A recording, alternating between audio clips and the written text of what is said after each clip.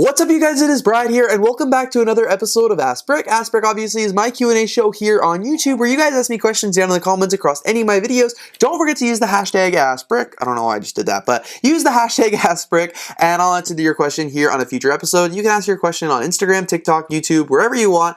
I will get to your question. So lots of amazing questions here. The very first one actually is from Barry Francis. He asked this one when I talked about buying Lego and bringing it back from Europe. He says, AskBrick, couldn't you just have boxed up all the sets you purchased and then shipped them or posted them back home? Did you look into that option and the cost was prohibitive? I shared a little bit of insight about this on my packing Lego vlog, but not nearly enough. Basically, a little bit of a backstory that didn't get shown on camera is after I realized that my suitcase was almost overweight and I hadn't even bought anything that I wanted to at the P shop yet, I was getting really stressed out about like the Lego and stuff like that. It was not worth it in the long run, getting stressed out. But like that night at the cabin, after all the festivities of Scarebreak Fan Weekend were over, I pulled up Excel, I pulled up Bricklink, and I pulled up Lego Shop at Home. And basically what I did, and I'll see if I can find the Excel, was that I listed every Lego set that I wanted, what the price was in Canadian and what the price was in Danish krones, 50% off, to figure out what my discount would actually be, the weight of each set, the weight of like the boxes and everything like that as well, boxes and instructions, and the cost of shipping. So what I was doing was I was trying to strike a balance. How many Lego sets could I buy and ship in this box for what price, and factor in the cost of shipping? And by the end of, working on this for like over an hour, I realized that to get the maximum discount, I would have to buy more Lego than I was originally intending to purchase from the P shop. There was a very few sets that I really wanted. I wanted to buy them and like just put them in my suitcase and bring them home, and I had the room for it. I just didn't have the weight for it. And I just realized like it wasn't worth it and I factored in the cost of shipping and the discount that I was receiving. It took the 50% off discount and made it like 15, 20% off. So I was like, do I want to go through all of this hassle of shipping Lego and then maybe lose the sets? It could get lost in post and stuff like that. Like there's a lot of risk for like 15, 20% off. And then I also realized that when they come to Canada here, I might have to pay taxes and duties on the set, which is a huge pain in the butt and even more expensive, and thus more savings lost. So at the end of the day, I was just like, you know what? I unfortunately don't think it's worth buying all this Lego and shipping it home just because of all the extra costs. It really ate away at that discount and like the worry about losing it and stuff like that. So I made the conscious decision just to buy what I was actually able to put in my suitcase. I couldn't even just do an overweight suitcase because I was flying to like 4 other places after this, so it would have been very expensive, more expensive than shipping and lugging it all around. So at the end of the day, I decided I was just going to make it all fit in my suitcase, and I didn't have to pay any overage charges or anything like that, which was awesome. I got everything. It was great. I just had to get rid of like the boxes and instructions and things like that. So that's kind of why I didn't just box up the sets and post them home, just because the discount that I would have received from doing that was then so minimal. It just kind of wasn't worth the hassle. So I'm glad I figured that out earlier. I learned for future Lego conventions that if I'm going to fly to it, make that my final destination. So then if I have to pay overage fees or something like that, or bring a second bag, for God's sakes, like a second bag would have been way cheaper than shipping the package, but I didn't want to lug a second bag all around Europe for the next 3 weeks. So that's kind of why I did what I did, but yeah, the cost just turned into be prohibitive. We have some more questions here about my time in Europe. This one is from Amy Schultz 44. Ask Brick, what is the Lego P shop? Is it a thrift store? I've already kind of talked about that in this video, and I talked about it in my other ones as well, but this one was asked when I was just like referencing P shop in no context. The P shop is basically a Lego employee store that is on the Lego campus in Billund, Denmark, and it is essentially a store. It looks just like a Lego store, it acts just like a Lego store, but the store is only exclusively available to Lego employees, and everything in the store is 50% off. That is right. The prices on the shelves are 50% off the Danish retail price of the Lego sets. So it is really cool. As I said, you walk in, if somebody dropped you in the middle of the store, you are going to assume it is a regular Lego store at a regular mall. It is just a lot bigger, and they've got like aisles of shelves versus like everything kind of surrounding the store. And they're missing a few other elements of what a Lego store typically is, but like it looks just like a Lego store. Yeah, it's not a thrift store or anything like that. It might as well be at the price everything is. It's 50% off retail price, which is absolutely amazing. amazing. But yeah, the P Shop is just the LEGO employee store on the LEGO campus that not many people ever get a chance to go to the store. I was one of the lucky few who attended Scareback fan weekends who did get a chance to go and purchase some LEGO, which was really, really cool. Following up to the P Shop question, this one is from Yanni Paley. Ask Brick, does the P Shop have a pick-a-brick wall? Like I mentioned kind of in the last question, there are some elements of a LEGO store that the P Shop does not have, and the pick-a-brick wall is one of them. So unfortunately at the P Shop, there's no pick-a-brick wall, there's no Build-a-Minifigure, minifigure factory, stuff like that. Like any of the things that you could find at a LEGO store, unfortunately, it's not at the P Shop. It would have been so cool if the pick-a-brick wall would have been at the P Shop, because then the cups would have been 50% off, which would have been awesome. But I just imagine it's a LEGO employee store. I feel like not a lot of LEGO employees might build in their free time. I don't know. You know what I mean? Like if you build all day, if you're a LEGO set designer, you build all day, are you really going home to build more? I don't really know. So maybe a P Shop is just not worth it for them. Maybe they wouldn't sell enough to like move the parts in and out like they would a LEGO store. LEGO employees do of course also have the option to go to like the LEGO house, which is a 2-minute, 5-minute walk away or something like that, where they can buy pick-a-brick parts there for 50% off. So they probably move those parts way more than they would at the P Shop. But yeah, I would have loved to have had it there because I would have, but I also wouldn't have had time actually. Who am I kidding? You had half an hour in the P Shop because we were part of Scareback fan weekend. LEGO employees would have a little bit more time. I think they have unlimited time, but we only had half an hour. So I would not have wasted it packing pick-a-brick parts. I was like too busy looking at all the shelves and stuff like that. But it would have been really cool to maybe get some PAB at 50% off or BAM or something like that. But yeah, unfortunately no pick-a-brick wall at the P Shop. Versus 22 really asked, Ask Brick, why does Copenhagen have 2 LEGO stores that are pretty much next to each other? I thought this was pretty bizarre as well. When I was in Copenhagen, I realized the 2 LEGO stores were like a 12-minute walk away, not a drive, a 12-minute walk, which is wild here because the LEGO stores in Toronto are like a 40-minute drive away from each other. We have 3 of them, and it's like, I guess we're lucky we have 3, but like, yeah, why 2 LEGO stores so close?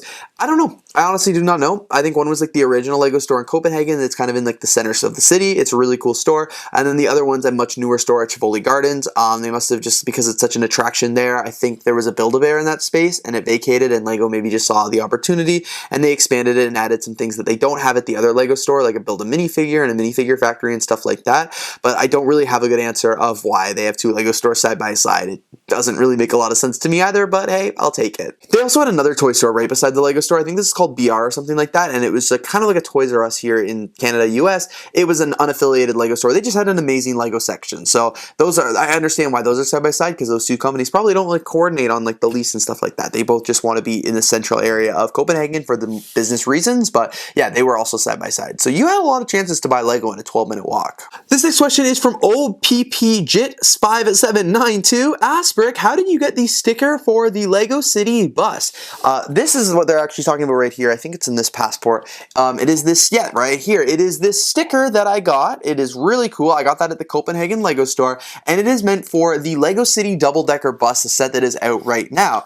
How basically I got this sticker was, funny story, I was in the LEGO store in Copenhagen, and somebody was buying the double-decker bus, and I just happened to be near the cash wrap. I had not heard of this before, and the employee was like, oh, because you're buying the double-decker bus, you actually get this exclusive Copenhagen sticker, which is of a church here in Copenhagen that I had visited earlier that day, to put on the back of your set. I don't actually have the bus yet. I do want it. I will get it eventually. It's a great little set. I don't have it quite yet, but I heard them say that and I was like, I want that sticker. So all I did to get the sticker was I actually just asked the LEGO employee if I could have one. Originally, they didn't know if I would be able to or not, because they're like, we're only supposed to give it out when you buy the set. But like, they asked their manager, and their manager's like, no, we got a whole roll of stickers and we only got a couple cases of the set. So you can give him one if you want to. So they were kind enough to give me one. They put on a little piece of tape and they actually put it in my passport here, which is probably where I'll keep it just so I don't lose it. But it's a pretty cool sticker for sure. I heard of other LEGO stores doing it as well. Somebody else who saw that in my video commented that they got that one, and they got one from Berlin as well, which is really cool. So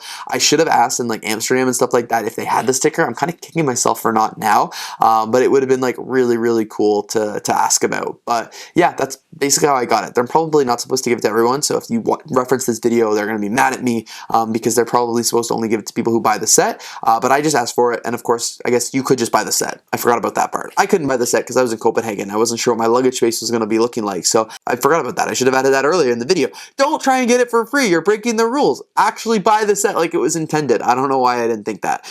Yeah, I should go to Toronto and see if they have a sticker or something like that here for it, because I will buy the set. I want the set. I just don't have it yet. But yeah, Okay, how do you get the sticker for the Lego City Bus? You buy the set and you just see if the Lego store has it. Don't ask for it for free without buying the set. I don't know what I was thinking. Hopefully, Lego, please don't get mad at me. Fudgy Boy asked, AskBrick, what are your thoughts on Lego Dino, Nexo Knights, and Legends of Chima? Thoughts on those themes? Honestly, dude, I don't really have them, if I'm going to be totally honest with you. Those aren't really like themes that I collect. I actually did a thing on Instagram recently where everybody was posting Lego themes they have minifigures from, and you can see that I actually don't even own a Nexo Knights figure or anything like that. Dino, I don't own any of those ones either. I don't even think they came with figs. As I said, I didn't love Chima when it first came out. I don't like sets that have like really weird pieces in them that you can't use elsewhere, which I find like Chima was one. Like the minifigures are kind of weird. Whatever this thing was, they're kind of weird. Like, yeah, I just thought Chima sets were a little weird, if I'm going to be honest. So I guess I do have thoughts on that theme, but the Dino and Nexo Knights, like, I don't really have thoughts. I just don't own them. They're just not made for me. I don't love the sets. I don't think they're that cool, so I just didn't spend my money buying them. But yeah, I try not to hate on Lego sets that I don't collect. Just because I don't collect it doesn't mean it's not a good theme, but yeah, those ones just aren't ones that were super interesting or appealing to me. I said 15 asked, AskBrick, how old do you have to be to work at the Lego store? Great question, and I don't actually know the answer to this one. I feel like in Canada, you either have to be 16 or 18, but like honestly, dude, I think it really just depends on where you are in the world. I know every country has got different rules and regulations for working. I think in Canada, it's like 14 or 16 or something like that. You can get a job, maybe 14, I don't know. Earlier, if it's under the table, Lego doesn't do under the table. Lego's actually a little bit older. Like, as I said, I feel like you have to be like 18 normally to work there. Because you're working with kids all day. But yeah, it really just depends. I'm sorry I don't have an answer for you, and it's probably a little bit different at every Lego store in like the world, like if certain countries have different rules about employment and stuff like that. But I think traditionally Lego is a little bit higher of an age range than most stores. Like you could probably work at a gas station at like say 14, but Lego store might be 16. So just you could feel free to ask your local Lego store or like look at their careers page. They probably have it there if they're doing a posting. They definitely do have a minimum age requirement. Sometimes it's a preference and sometimes it's mandatory, but yeah, I know there is one, but I'm sorry, I think it varies for every store. All right, and this very last question here is from Pink Kermit. AskBrick, how does the Lego store you're not going over your limit for build a minifigure? Because of, well, these new boxes right here. So like previously with build a minifigures, they came in the clear blister packs, which was like really easy for a Lego employee to look at and be like, yep, you got your 15 pieces or your 3 minifigures, you're good to go. But now they're in these like boxes, and if a Lego employee doesn't look at them, how are they gonna know? I guess it's the same. Like if you make a minifigure of like 5 parts, it's really easy to see if the minifigure has all 5 parts or not. If you just put the 5 parts on a blister pack, it's a little bit harder to count and see if there's 5. Like a Lego employee would actually have to stop and think. And then this time, if they want to see, they actually have to open it up and be like 1, 2, 3, 15 kind of thing. I think it's the honor system. I know when I worked at the Lego store, if somebody had 16, 17 parts, I'm not going to say anything. I don't care that much. Like, we swept more of that Lego up. If somebody had like 20 parts in there, or like they're really pushing it, it's like, hey, I'm so sorry. This is, you're only allowed to have like 15 pieces kind of thing. Like, that's the rule. That's what we'd enforced. Last time, I've only bought these actually at the Lego store once, and I just put like 15 or 16 or so pieces in the box. And I took it up to the guy, and it was like sealed and everything like that. And he took it, and he's like, only 15 pieces in it?